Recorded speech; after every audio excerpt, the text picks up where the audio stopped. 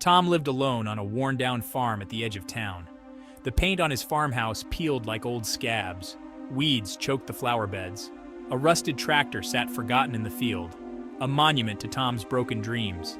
He had come to this town with hopes of a bountiful orchard, a wife by his side, and the laughter of children echoing through the fields. But life had a way of twisting even the best intentions.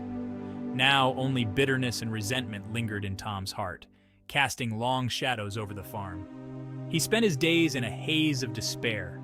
Chores were done with a scowl. Meals were eaten in silence. The quiet was broken only by the crackling of the fire and the ticking of the grandfather clock, a constant reminder of time slipping away.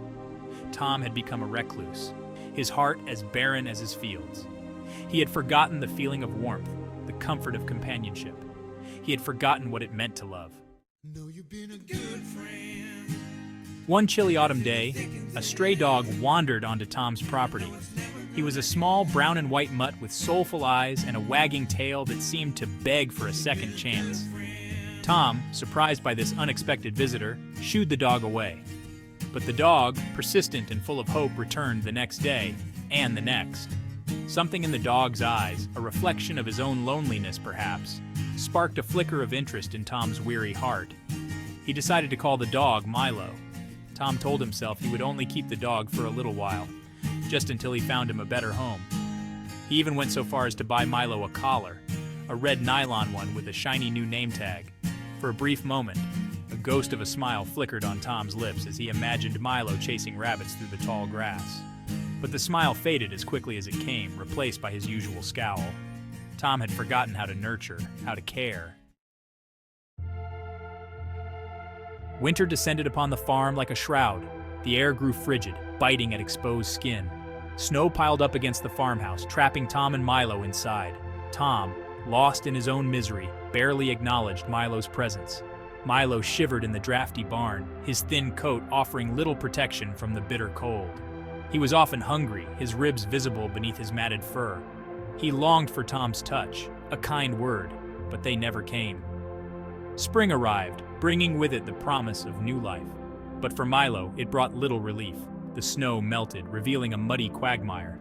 The fields, once buried under a blanket of white, were now a sea of mud. Milo, weakened by hunger and neglect, struggled to navigate the treacherous terrain. He often stumbled and fell, his legs caked in mud. Yet he never lost hope. He continued to greet Tom each morning with a hopeful wag of his tail, a flicker of optimism in his sad eyes. Summer arrived, bringing with it a stifling heat. The sun beat down on the farm, baking the earth until it cracked. Milo, his fur matted and covered in burrs, panted in the shade of the dilapidated porch.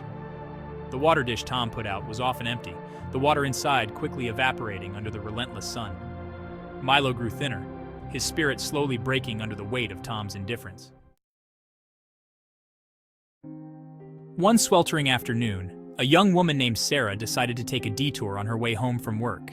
She had heard whispers in town about the reclusive farmer and his neglected dog. Sarah, an animal lover with a heart full of compassion, couldn't shake the feeling that she needed to see for herself. As she turned onto the dirt road leading to Tom's farm, a cloud of dust billowing behind her car, she felt a knot of dread in her stomach. The sight that greeted her took her breath away. The farmhouse looked like a haunted house, its windows like empty eyes staring out at her. The yard was overgrown, a testament to years of neglect. And there, lying listlessly in the shade of the porch, was Milo. Sarah immediately recognized the signs of neglect, the protruding ribs, the matted fur, the hopeless look in his eyes. She approached cautiously, her heart aching for the poor creature. As she got closer, Milo attempted to rise, his tail giving a weak wag, but he was too weak, his body racked with hunger and thirst. Tears welled up in Sarah's eyes. She knew she couldn't leave him here. She had to help.